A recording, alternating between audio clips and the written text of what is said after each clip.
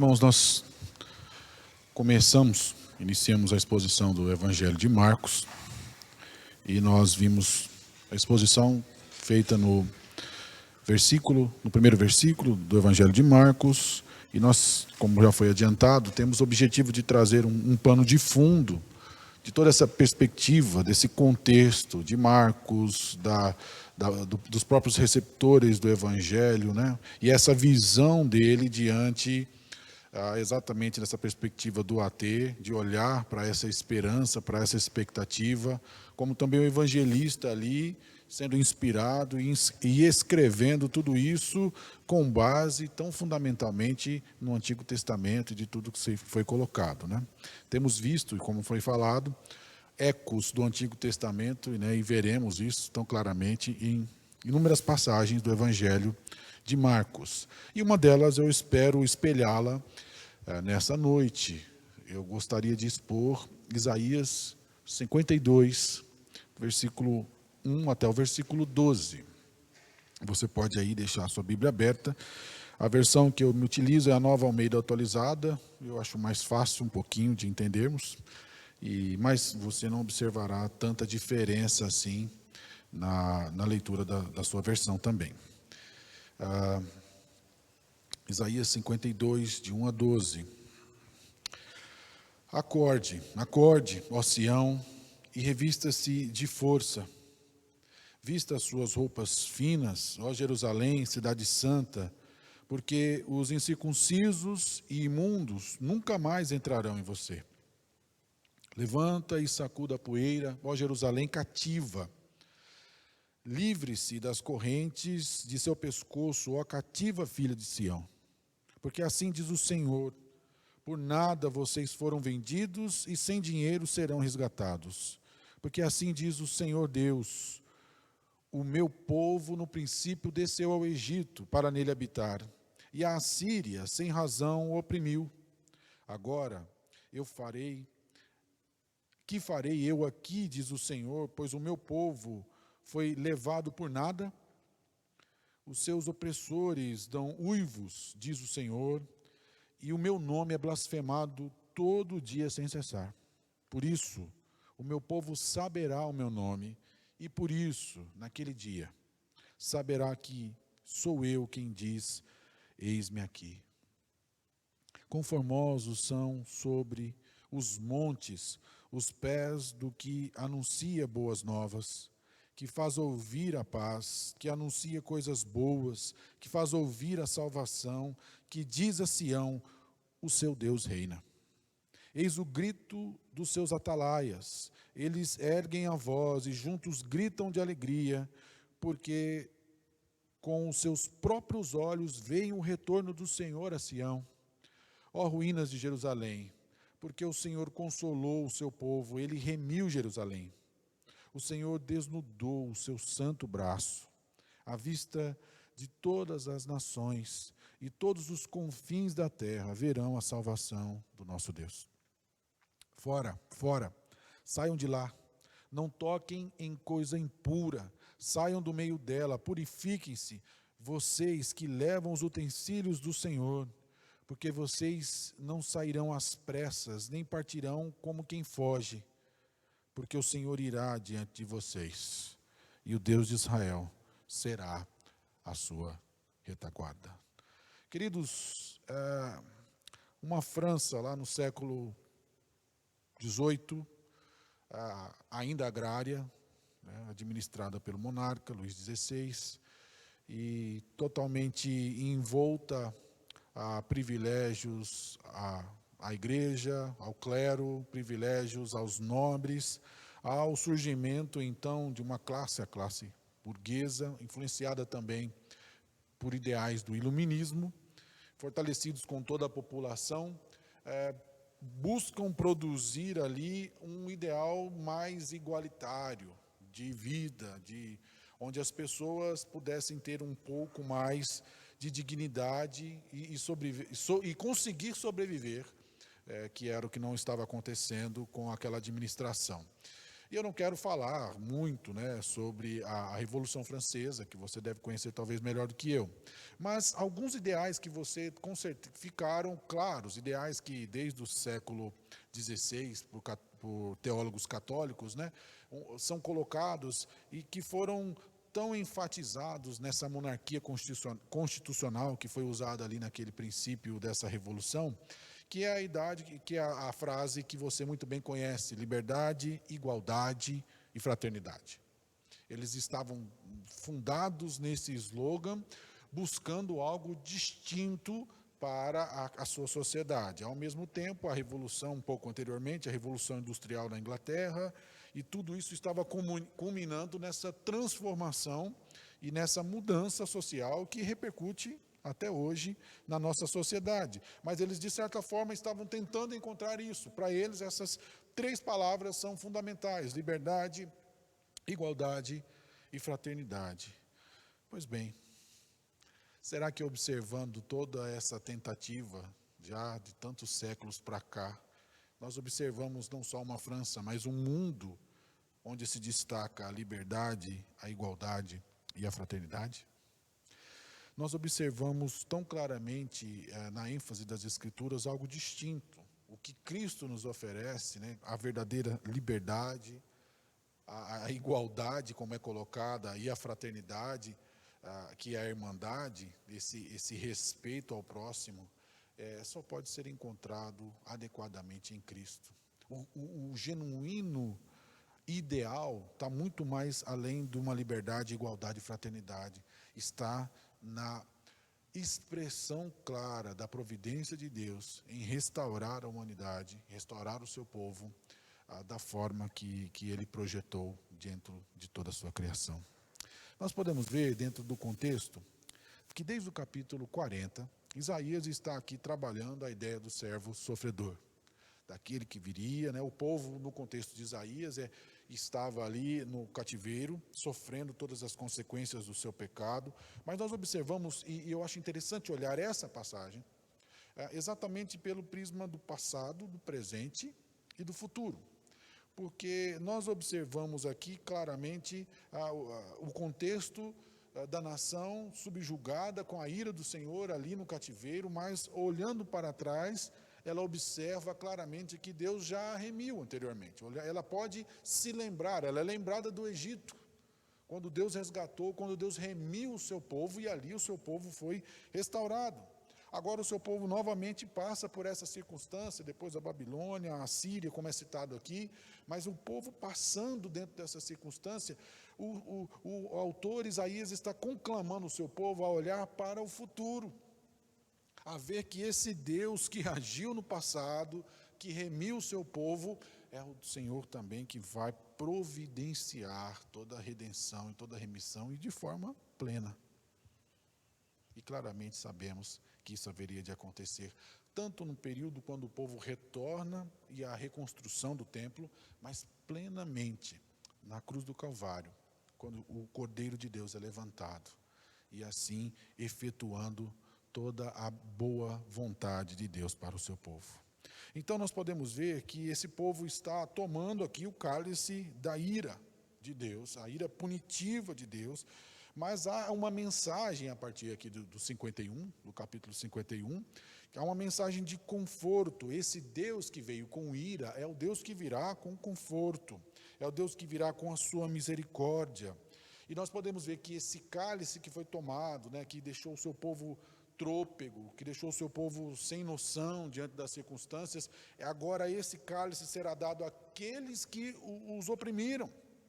Eles é quem tomarão esse cálice, e eles quem receberão a punição clara.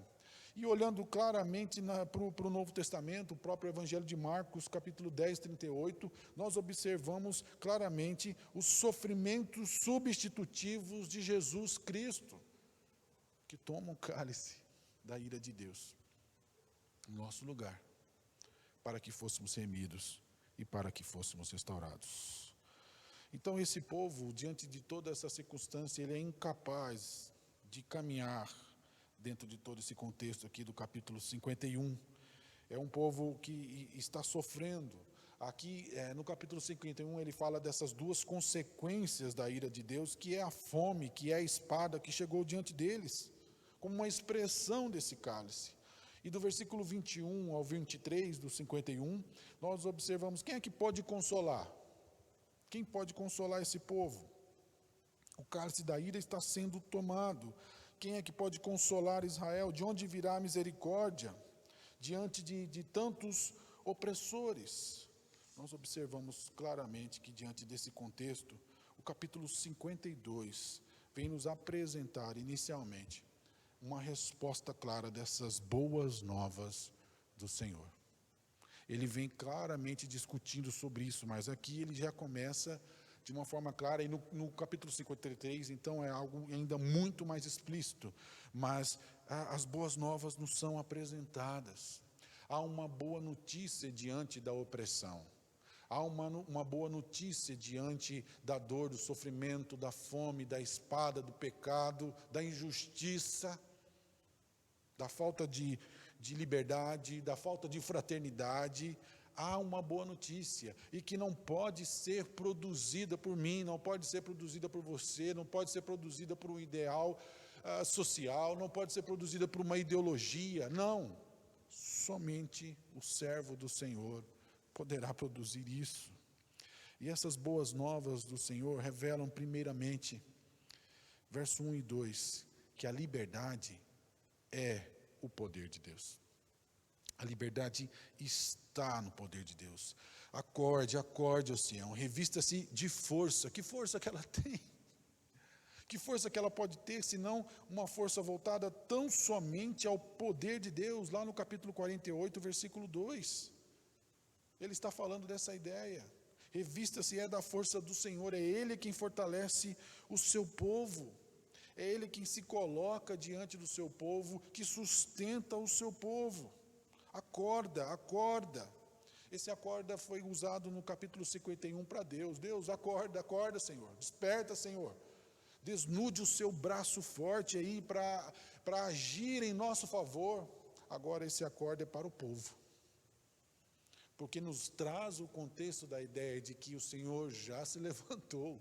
É o momento adequado que Ele providenciou no seu decreto para que Ele se levantasse e assim agisse com graça, com misericórdia e com perdão para o seu povo.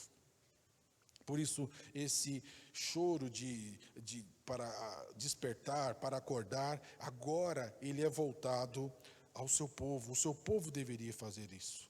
E a força de Jerusalém, ela é colocada tão obviamente no poder de Deus. O capítulo 40, versículo 28 ao 31, diz assim: será que você não sabe, nem ouviu que o eterno Deus, o Senhor, o Criador dos confins da terra, nem se cansa, nem se fadiga? A sabedoria dele é insondável. Ele fortalece o cansado e multiplica as forças ao que não tem nenhum vigor. Os jovens se cansam, se fadigam. Os moços e exaustos caem, mas os que esperam no Senhor renovam as suas forças. A força vem do Senhor. Sobem com asas como águias, correm e não se cansam, caminham e não se fatigam. Essa é a esperança, é dessa força que o povo está sendo conclamado a se encher. Por isso, esse povo revestido da força do Senhor, desse Deus que agiu lá no Egito e que sempre sustentou o seu povo e que está diante da promessa de que haveria de fazê-lo, o povo pode vestir as roupas finas, pode vestir as vestes sacerdotais, aí as vestes blindadas, bonitas, sacerdotais. É o momento adequado para isso, porque Deus está restaurando o seu povo, está constituindo o seu povo em santidade. O próprio Deus purifica o seu povo. A ideia de vestir essas roupas é porque estão limpos, estão sendo purificados. Essa é a promessa da purificação do povo do Senhor. Agora, esse povo pode vestir, porque agora eles estão prontos para a festa. E aqueles que invadiram, os incircuncisos, os estrangeiros que sempre entraram em Jerusalém para destruí-la, para desolá-la, agora podem ficar tranquilos, eles não virão mais. Aqui não é uma defesa de um nacionalismo severo, defendendo aí o israelita, o povo. Não, a verdade é que estes que tanto fizeram mal, que poluíram a adoração do povo, que profanaram o nome do Senhor, estes não mais terão poder diante daquele que vem em nome do Senhor, deste servo do Senhor que é levantado por Ele. Essa cidade agora, ela é uma cidade gloriosa, ela é uma cidade livre, como diz o texto, levanta, sacode a poeira, pode tirar aí os grilhões, todas as correntes, tudo que está em volta de você, se prepara, porque o Senhor vem trazendo liberdade. É a liberdade, mesmo cativos, é a promessa da liberdade. E essa liberdade, ela não pode ser conquistada por uma agremiação, por um movimento, por uma ideologia, pela força humana. Não.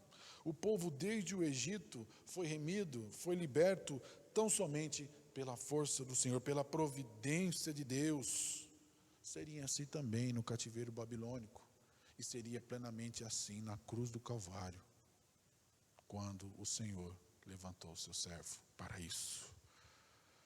É maravilhoso vermos dessa forma. É assim que nós observamos plenamente a obra de Cristo. Então, no Evangelho de Marcos, nós observamos todo o inaugurar desse momento. Essa narrativa de Marcos é nesse contexto. Ele olha para essa expectativa aqui de Isaías e ele vê que ela é cumprida cabalmente na pessoa de Jesus Cristo, o princípio, o Filho de Deus, aquele que veio cumprir a vontade santa. Como diz em Apocalipse 21, 27, nela nunca mais penetrará coisa alguma contaminada, nem o que pratica abominação e mentira, mas somente os inscritos no livro da vida do Cordeiro. É deste contexto. A liberdade só pode ser encontrada, meus queridos, no poder de Deus, naquilo que o próprio Deus produz no nosso contexto, na nossa realidade. Nós podemos nos organizar e devemos sim ter conceitos interessantes e periféricos na administração da nossa vida, mas fundamentalmente a nossa existência, o nosso ir e vir estão debaixo da soberania santa do Senhor e sempre o esteve. E sempre o esteve. E é muito importante para nós olharmos dentro de todo esse contexto, um povo que estava sofrendo dessa forma, ver e observar essa mensagem do profeta, fortalecendo o povo. Esperem, ele está vindo, ele está chegando, e ele trará toda a liberdade que vocês tanto almejam e precisam. E é nesse contexto que somos conclamados também, a nos voltarmos a entendermos o que Cristo fez por nós. Isaías está aqui trazendo claramente uma prefiguração daquilo que o próprio Jesus fez, libertando e salvando o seu povo. Ele trouxe boas notícias, ele trouxe boas novas. O contexto do Novo Testamento, da chegada de Cristo, é um contexto da chegada de uma boa notícia, do Evangelho, daquele que vem em nome do Senhor, daquele que vem restaurar, daquele que vem remir e vem fazê-lo plenamente, para a glória de Deus e para o nosso bem-estar.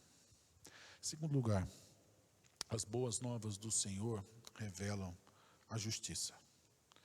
Olha o versículo 3 ao versículo 6. Ele começa a destacar aqui que o povo foi vendido. Um povo que foi vendido, mas não foi por dinheiro nenhum. O povo colheu as consequências do seu pecado, claramente. Estava ali na Babilônia, entregue é uma punição clara por causa dos seus pecados. No entanto, aqueles que receberam a nação de Israel, eles não pagaram por ela, eles não são donos. É sempre essa ideia que Isaías está nos trazendo. Quem é que pagou?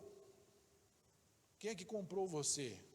Então foi o próprio Deus que a entregou para receber esse juízo, e Deus não está satisfeito diante disso. Então Deus novamente agiria, mas não agora mais com a punição. Havia passado esse momento, era chegado o momento da remissão, da redenção.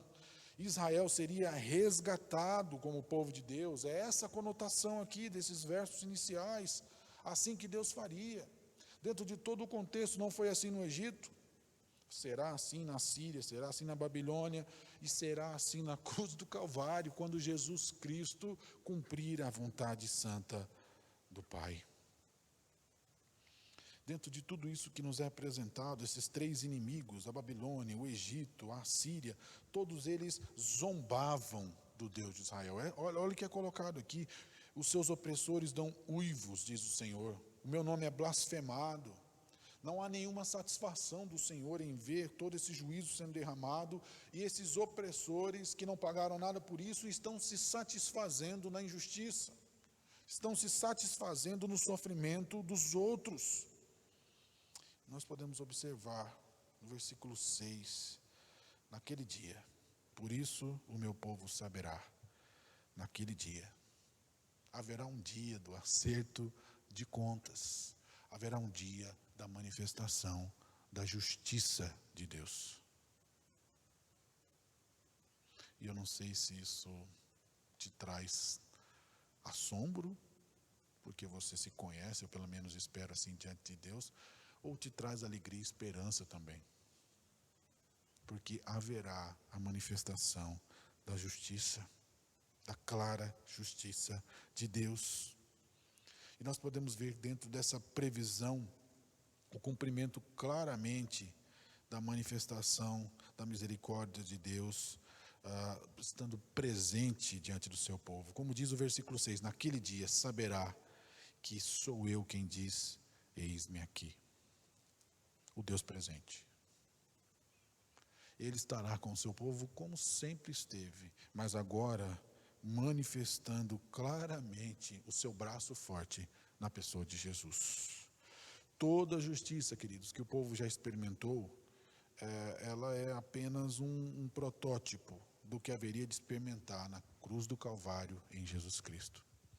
É lá que somos justificados, é lá que há a manifestação da justiça de Deus, a presença de Deus se encarnando, fazendo-se necessário para que a justiça fosse feita diante do Pai. Não apenas aqui uma justiça diante dos opressores, mas é uma justiça necessária, porque nós somos concebidos em pecado, como diz o salmista. Nós ofendemos o Senhor em todo momento da nossa existência, fomos concebidos assim. Há inimizade entre nós e o Pai. Então vem Cristo e recebe toda a justiça. E assim não há mais inimizade entre nós, o povo santo, e Deus. Por isso Marcos está tão feliz anunciando isso. Por isso que quando ele fala de João Batista, ele já está exultante nessa ideia, porque é uma ótima notícia. Não é uma justiça social, não é uma justiça pela força, não é uma justiça ideológica, um desenvolvimento progressista do desenvolvimento humano. É uma justiça que vem da graça de Deus, onde Ele manifesta a sua ira no seu próprio Filho, para salvar o seu povo.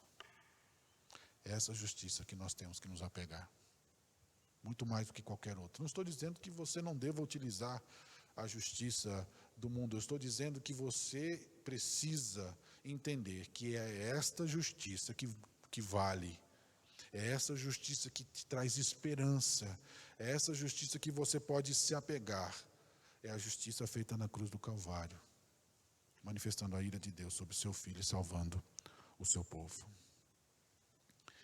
Terceiro, essa boa notícia, essas boas novas do Senhor revelam o reino de Deus. Versículo 7 ao versículo 10. Olha a manifestação da ideia do reino de Deus. Conformosos são sobre os montes os pés do que anunciam as boas novas, que faz ouvir a paz, as coisas boas, a salvação. O seu Deus reina. Que imaginação bonita de Isaías aqui, né? A figura de que ele estava lá em Jerusalém, ele não está na Babilônia, nós vemos diante do contexto, ele está em Jerusalém, e ele está ouvindo, dentro dessa imaginação da provisão de Deus em trazer o seu reino, reino de paz, reino de salvação. Ele imagina aqueles corredores que são responsáveis por levar as informações de uma cidade a outra. E de conformidade com que eles vinham correndo, as pessoas já iam exultando de conformidade com ele ia anunciando. E de longe podia ver aqueles que estavam mais próximos do corredor, já a alegria de receber aquelas notícias. E o povo já ia celebrando e exaltando. Essa é a ideia que ele está trazendo. Como é bom ver ele chegar. Como é bom ver ele estar vindo. Como é bom ver ele correndo. Como é bom ver o seu vigor trazendo uma ótima notícia. Se ele chegasse desanimado, provavelmente o povo já sabia, não vem coisa boa. Mas ele veio animado, ele se empenhou, ele correu.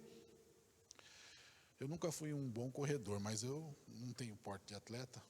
Mas uns 20, 25 anos atrás, eu me atrevi a correr. E eu me lembro de uma circunstância semelhante, quando eu já não tinha mais gás para correr. Eu estava participando de uma corrida até um pouco extensa para mim, que não tinha tanto esse perfil. Mas eu me lembro que eu falei, acho que eu vou diminuir aqui, que eu não aguentava mais. E aí, quando estava perto da chegada, aquela quantidade de pessoas que conheciam, foi animando e foi gritando o seu nome, foi falando. Eu não consigo explicar. Aquilo trouxe um gás e que eu consegui superar até alguns concorrentes daquela corrida, naquele final, mesmo achando que não tinha condição nenhuma. Simplesmente por aquela expectativa que eu enfrentava ali diante daquele contexto de recepção, naquele final. E eu fico imaginando esse corredor assim, cansado, mas com todo o empenho e dedicação, porque o que ele tem a apresentar é maravilhoso, é o reino de Deus. É o reino daquele que está presente. Ele vem trazer a paz, como diz aqui o texto, ele vem trazer a salvação.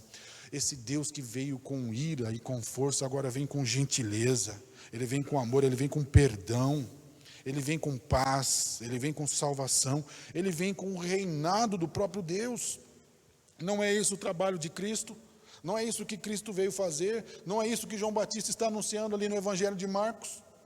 Chegando, anunciando, olha, chegou aquele que reina, chegou aquele que veio trazer a salvação, que veio trazer a paz.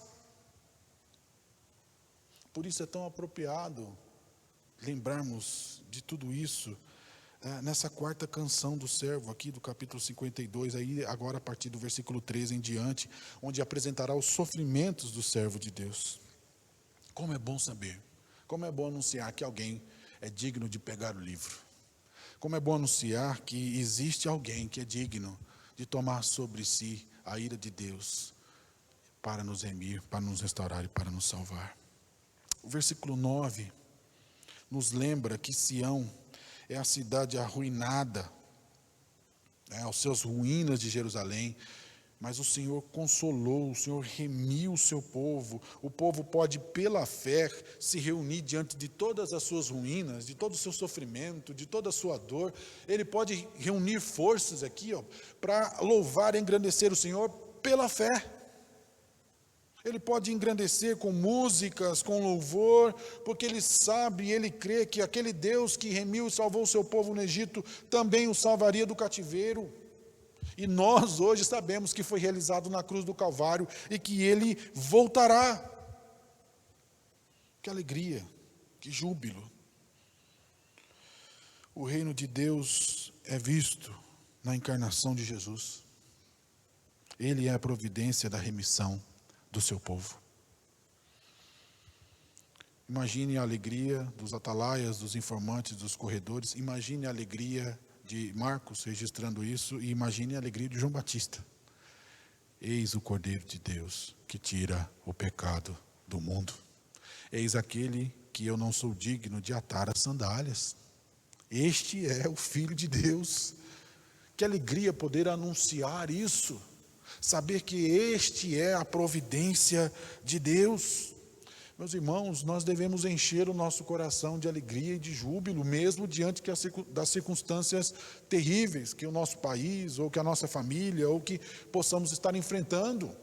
Nós temos um Salvador, nós temos um Rei que reina, que venceu a morte, que está vivo e que está assentado à direita do Pai. Nós temos isso. Se empolgue, corra, anuncie também. Com muito empenho e alegria, chegou o Rei, o Salvador. aquele que pagou a dívida, que nos dá toda a condição de termos paz com o Pai. Éramos inimigos, éramos mundo, e Ele amou o mundo, e nos tira do mundo, e nos transforma em seus filhos. Ele é o braço forte que redime o povo de Deus. No 51 ele fala: Deus, desnude. Eu não tenho um braço para mostrar para vocês, não é um braço forte. Mas eu fico imaginando um soldado quando vai lutar, ele tinha sua capa, ele tinha seu escudo, ele tinha sua espada, e então quando ele vai lutar, ele tira a sua capa, né, e aí o seu braço apresenta, né, prontamente. Ou num contexto mais atual, alguém que vai lutar com outro, estando vestido, a primeira coisa que se imagina é o arregaçar das mangas, mostrar o braço para essa prontidão em lutar, em se colocar. Deus já mostrou o seu braço, Deus já mostrou o seu livramento, Deus mostrou a sua força em Jesus Cristo, o Filho de Deus. Nós já vimos isso. É essa força que nós confiamos. Não é uma força bélica, não é uma força de valorização da instituição ou de qualquer outra coisa, não. É Jesus Cristo. É nele que temos a salvação. Ele é o Salvador. Por isso eu quero concluir, versículo 11 e 12, diante de toda essa manifestação de justiça, de liberdade, do reino de Deus, o que nos cabe diante da crença em toda essa promessa aqui no 52?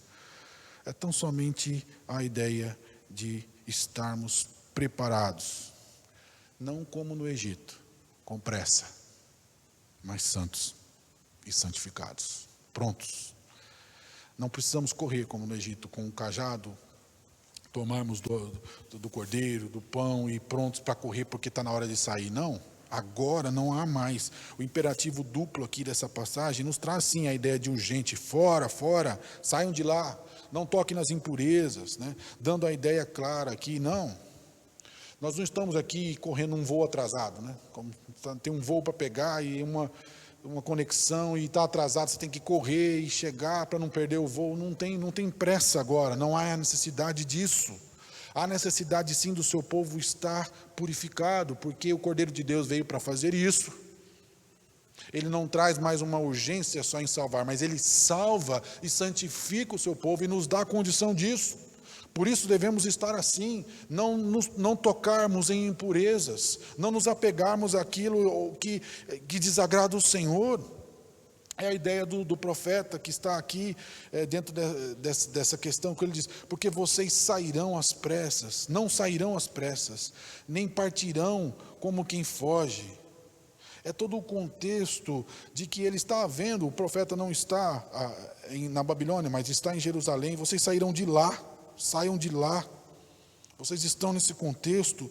Deus promete, assim como Deus livrou o seu povo lá no Êxodo e protegeu o seu povo, mas não mais de uma procissão onde haveria diante de Deus, quando fala que Deus está presente, não mais uma nuvem durante o dia, né, preservando o povo daquele calor, e à noite aquela coluna de fogo. Não, quem está agora diante de Deus não é um símbolo. Quem está diante do povo não é um símbolo mais. Quem está diante do povo é o próprio Deus. É o próprio Deus encarnado. No Egito foi um símbolo. Agora é Jesus Cristo, o Filho de Deus. Ele voltará e voltará reinando sobre tudo e sobre todos. E ele imporá a sua glória e o seu poder sobre toda a criação. É assim que nós cremos. O que nós fazemos na espera disso? Estejamos limpos. O Espírito Santo de Deus está sobre nós. O Espírito do Senhor está presente para consolar. Ele habita na igreja, Ele habita no seu povo. E Ele nos coloca na condição adequada e no lugar adequado, para que quando Ele voltar, reinar sobre nós, sejamos encontrados, como Ele nos fez agora, nos refez, né? Temos falado no Evangelho de Marcos dessa recriação. Ele nos refez, e Ele nos refez limpos, puros e santos, porque Ele o é. Por isso eu e você precisamos, dentro de todo esse contexto, aguardarmos o Senhor com toda alegria, com todo o júbilo e com toda a santidade que temos em Jesus Cristo, o Cordeiro de Deus, que tira o pecado do mundo. Não importa a circunstância que eu e você estejamos vivendo, essa realidade deve nos conduzir prontos, firmes, fortes, em louvor, em alegria, mesmo diante do sofrimento e da dor, porque essa verdade, ela sobrepõe tudo e todos que existe. O nosso Rei chegou, o nosso Rei reina, Ele está diante de nós, e nós estamos protegidos nele, e viveremos com Ele eternamente. Amém. Vamos louvar o Senhor mais uma vez?